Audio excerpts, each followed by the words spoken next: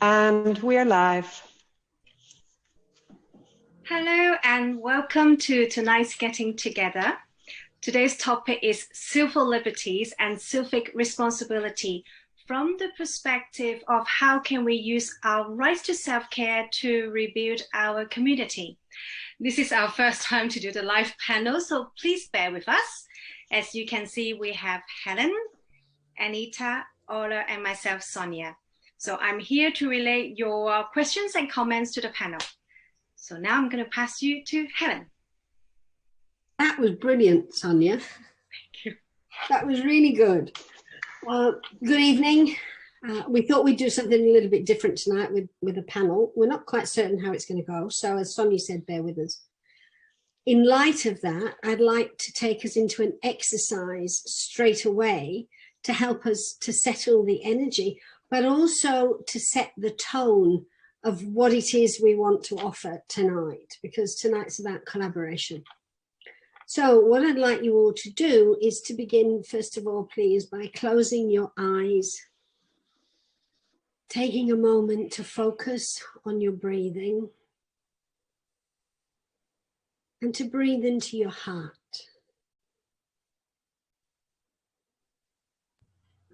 As you do so, just allow your energy to settle. Feel the peace that comes from that heart connection.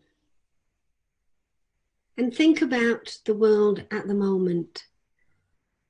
Some countries are in lockdown, some are coming out, some are confused, some are not. The energy is quite discombobulated.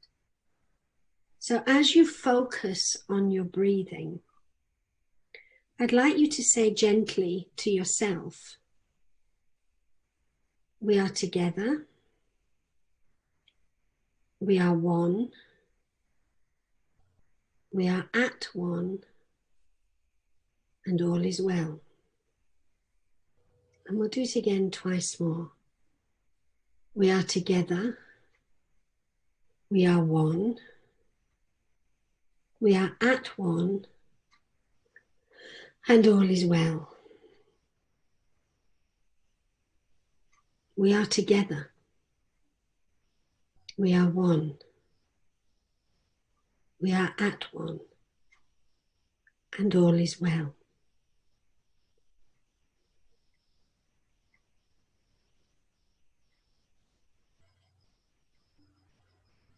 And the energy settles almost immediately, doesn't it? When we all come together with a joint purpose.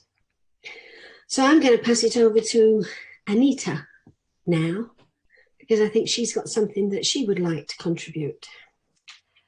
So we were thinking about the principles of self-care, and what came to mind for me was the principle the airlines adopt when it comes to safety measures and their instructions to us. And they're always asking us to put on our own oxygen masks first before we assist anyone else.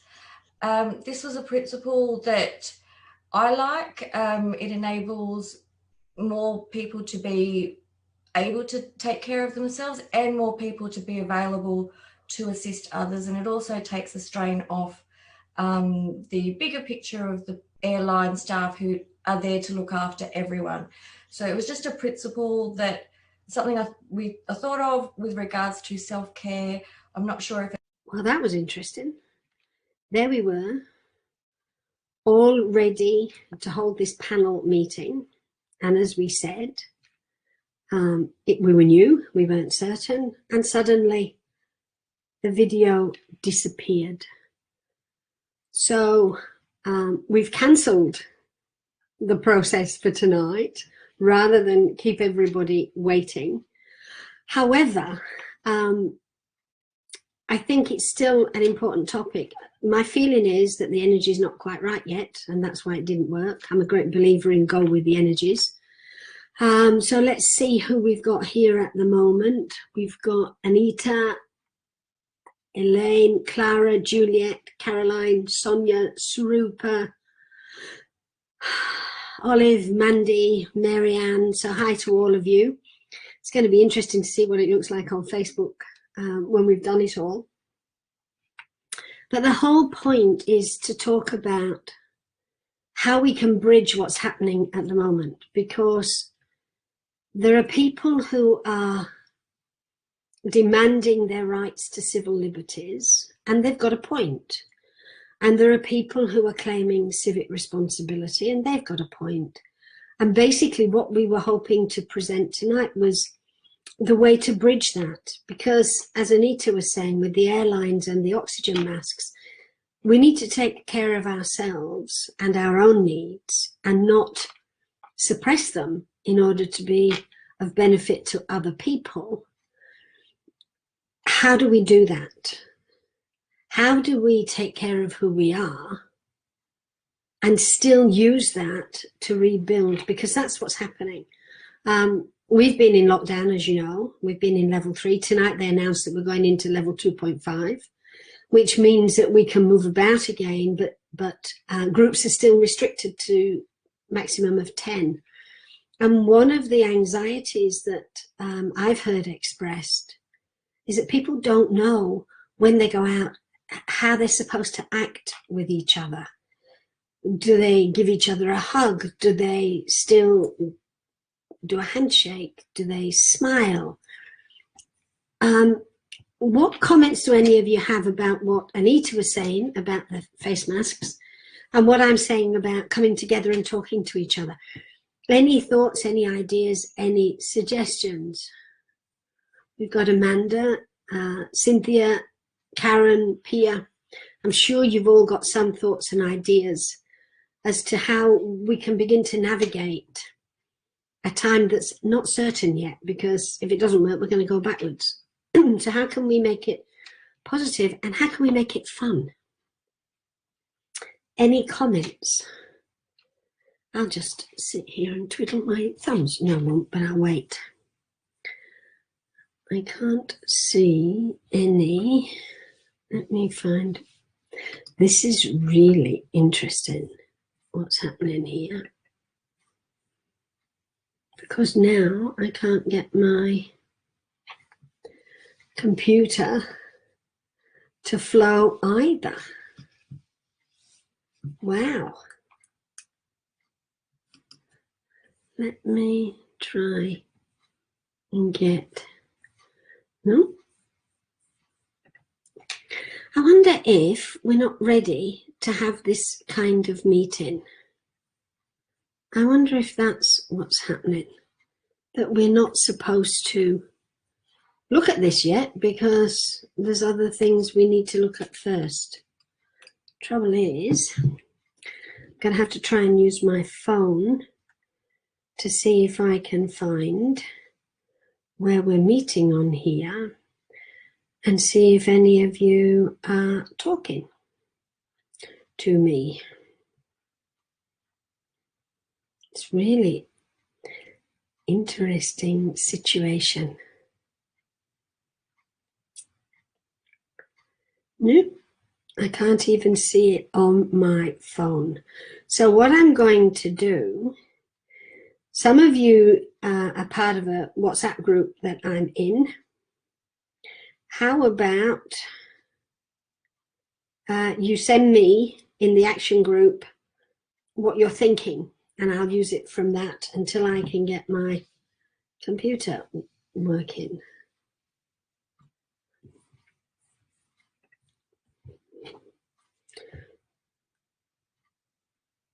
Okay, Sonia sent me a photo. Thank you, Sonia. That's a good idea. I can't see the one bit of panic of surviving, not thriving. But Amanda says, I feel that people are confused about what's happening. And I think you're right, Amanda. Certainly, Haresh, a nice smile or a wave would be good. There's a lot of anxiety. So yeah, we could give a smile. We could, what else could we do? Could we speak, or do we have to be silent? Is it not possible to talk to people? Or is that part of it? Do we not know how to talk to people now? Because that's the interesting one. Yeah, I think you're right, Amanda. The energy does seem confused. I think possibly the social anxiety needs to come first. And what is the social anxiety? It's kind of like, do I go left or right? And what do I do and how do I do it? We don't know. So how do we get around it? Some people feel awkward about how to interact with each other anyway. So perhaps for the first time, we might have a bit of sensitivity about that, about how that's working. Perhaps have a bit more compassion for people that aren't at ease in company with other people. Now, for the first time, we know how they feel. Bronwyn says, yes, chat. Though people are nervous about the distance, yes, they are. Elaine says there's a lot of concern about what the new normal will be. I keep hearing that a lot, as I'm sure you all do. We're going into the new normal. For us, the new normal is that we can travel. The shops will open again. We can all go to work if we want. We can all go to school if we want. But as I say, we can't have more than 10 people come together. It's a step that's not dropping us fully into the deep end. And we all want it to be different to how it was. Have we actually stopped to consider what that difference might look like? It's easy to say, I don't want this. What do we want? What might, in taking care of our needs, what's important to us, what we want, how might that be the basis for us all to come together in a much better sense of responsibility for ourselves, for each other, and for the planet? Because I think that's important. Juliet says taking personal responsibility and also sharing, giving, offering, asking, where we can assist to maintain that. I think you're right, but I think we've got to be careful, Juliet, because I think if we do that immediately, and disagree with me if you want to, all of you, my personal feeling is that if we do that too soon, we might come across as too strong. Caroline says, a great idea for looking after our own well-being and sharing our balance with those who perhaps are not at ease. Very true. The more we appear to be at ease, the easier it becomes for other people. If we smile, if we appear to be relaxed, it helps others. Self-care, what does it mean? What's it all about? Why is it important for us to take care of ourselves? It's important because it's not about being pampered. It's not about having everything we want. Self-care is about being at peace at the heart of who we are. Taking the time to align ourselves on all levels of our being. Feeling at ease emotionally, mentally, and above all, spiritually. So when we're in that space, even if we don't say anything, we share that energy with everybody around us. That's really important. Pia says, definitely still need the masks and speak and greet, but keep the social distancing. Now, you see, that's interesting, Pia, because here they don't recommend masks. And the reason they don't recommend masks is because it's not a clear outcome. Apparently, it depends which expert you speak to as to whether masks are a good thing. They have been saying that surgical masks, for example, need to be changed 3 times every hour to have any benefit whatsoever. Now, somebody else is going to say, well, you can put your mask on and you can wear it all day and everything's fine. So it's not conclusive. So some people will wear masks and that's fine, and some people won't, and that's fine too. In self-care, if you feel happier wearing a mask, then I guess that's what you do. That's how you take care of you. And in doing so, you feel you're contributing to the community. Marianne says connecting without hugging, using our words, having fun communicating from a distance. True. And yes, Ola, I think people who haven't experienced anxiety before may not know how to talk about it. If you've always been confident about how you interact with people, it can be quite confronting to suddenly not be certain what's appropriate or what's not. And in that situation, what happens then? Where does it go? Where do we go? How do we go?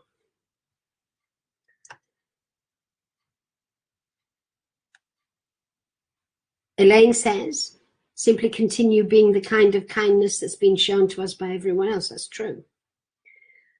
Orla says, oh no, we've talked about that. Clara's saying choosing not to focus on limitation, but rather maintain her life as normal, which is important, yes, with awareness of other people and how that impacts other people, not from a limitation perspective, but if we don't have awareness of how who we are impacts others, we may be doing more harm than good without in the least intending to do so.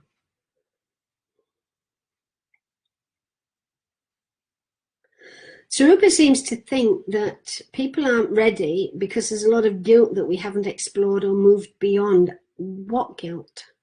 That's an interesting comment. What guilt? If you're talking about guilt because we've allowed the planet to get into the state it's in, some people feel that, some people don't. A lot of people feel guilty because they can't be with their loved ones, or someone's passed away during this time and they haven't been able to say goodbye. They don't feel that they've treated them respectfully, and it's not their fault. There's grief over separation even without death. And the biggest loss is the fact that we're social creatures and that connection to each other's gone. I don't really want to get into guilt in getting together, because I want to try to suggest that we need to look at this from the perspective of how can we do it in a more light-hearted manner, so that as we take care of ourselves and we share that with others, we encourage that same light-heartedness, not so that it becomes comedy club, but just a little bit lighter than falling into the heaviness of, well, we've done this and we've done that.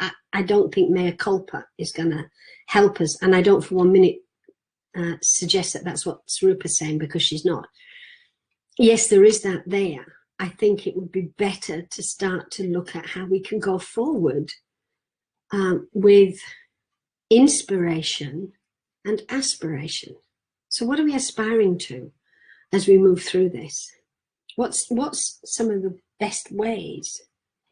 Clara's saying no hugs, but can use our feet to say hello to each other. Well, I can probably guarantee that the first time I stick my foot out to say hello to somebody, I'll probably fall flat on my bum. Or I might do it so quickly that I clip their ankle. But you know what, if it's a friend, we'll have a laugh about it. It's a good idea.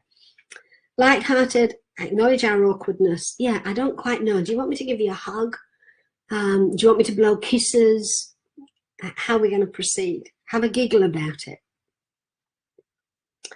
If everyone is going to be asked to wear masks, that brings down anxiety, Haresh says. No, it doesn't. If we've been told that masks aren't safe, it's going to increase our anxiety. So I don't think we can make a unilateral, it has to be this way, because we're dealing with different cultures, different levels of experience of this pandemic, and everybody has their own version of what they believe is important for them. It's finding a way to accept that we're all one, but we may not all act in one way. And let's make it as easy as possible. Numbers here are good, so people are getting a bit relaxed. And I think as that happens, you're right, Haresh, as it happens globally, it's going to make a difference. And I think Amanda's right too. It's a little bit cynical, but I think you're right. Some people liked the way things changed during lockdown. The fact that we could stop and draw breath, that we weren't dashing here, there and everywhere, you know, going to work, taking the kids to sports, having to do the groceries, an endless list of to-dos. And so it gave people time to catch their breath. Have we used that time to look at how we want it to be going forward? Now that we can start to think about rebuilding, we're not rebuilding yet, but to think about it. What are we thinking about? What do we want to build? Do we want to create exactly what we had before? I don't. I definitely don't. So how would we go about that so that we build a community that's caring, that's still able to be successful and achieve what it wants to achieve, but it does it collaboratively and not competitively from the perspective of I win, you must lose. Why can't we look for ways to rebuild so that we all win? Okay. Yes, I think you're right. The difference is us. And yes, Clara, smaller group gatherings are more intimate. We have an opportunity to talk to each other. And I think that's one of the biggest things. I think life got so busy that we started to talk to each other in shorthand. We did that when we were texting. I mean, the people that used to write to me and put the letter U instead of writing you, sometimes I'd sit and I'd scratch my head. What exactly is that word supposed to be? Because it's a different generation for me. I'm still catching up with all this. But talking to people, talking to each other, having conversations that are beyond surface, where we get to know each other. There's a very good saying that you don't know someone until you've walked a mile in their shoes. If you've never asked them how their shoes fit or what ground they've covered, you can't know what's brought them to be the person they are now. So I think perhaps one of the first things before we can start to rebuild is to get to know each other. Yes, it is about going into the unknown, and that's scary, and we're not talking about it too clearly yet, but hopefully from this we will. Sarupa, self-care has become synonymous with pampering. Yeah, it has, and I don't think it is. So we need to start looking within us. What do we actually want? Do we know what we want? Have we maintained that connection to ourselves, or did we somehow park that on a shelf somewhere to deal with later?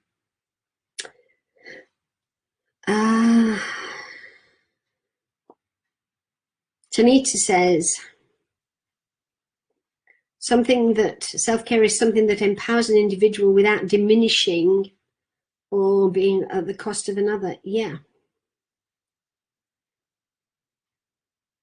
Focus on the positive and the creative. Olive says, if we haven't decided how we want the new normal to be, we're not giving ourselves our best chance. Spending time on that would help us create a better future. Keeping notes on it so as it moves along, we have a full picture of our place within it. I think it's brilliant. I think that's a great idea. Why don't we start thinking about that this coming week? And we'll meet again next week. I don't know what's going to happen, if we're going to end up having the same thing that happened last Monday, or if we're going to be doing it this way, but we will keep persevering to see if we can work out what happened. But I'm just going to call a halt at this point and ask you all to think about what your new normal is. What do you want your new normal to look like? And during the week, send put some posts on the Getting Together page of your ideas, and we'll start to put them together. And perhaps if we can get this panel thing going again, we can have a chat about it. If not, what I'm thinking is that we do a Zoom meeting. I don't know the limit to the numbers, but at this stage, I think it's 25. If you want to join us in a Zoom meeting, we can post onto Facebook afterwards. So pop me a post and let me know what you think about it, or email me and let me know what you think about it. And let's see what we can do. At this stage, I'm a bit stuck because I've got no idea, since I don't have anything happening on my computer, how the dickens I'm going to end this live. So I'm just going to say good night and thank you very much, and hope you will all disconnect. And then I'm just going to shut my computer and hope that fixes it. And we'll see what happens next time. Thank you for being here, and see you next time.